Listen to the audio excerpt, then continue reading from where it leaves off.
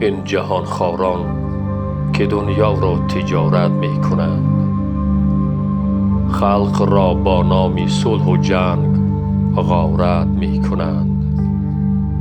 آنچنان راه فریب و رنگ را دریافتند، کار صد اندیشه را با یک اشارت می کنند.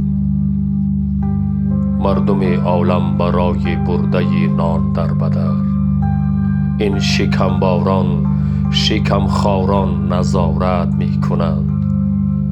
مردمان در آرزوی کلبه آب و گلی، خام بنیادان بغشت زر عمارت می کنند.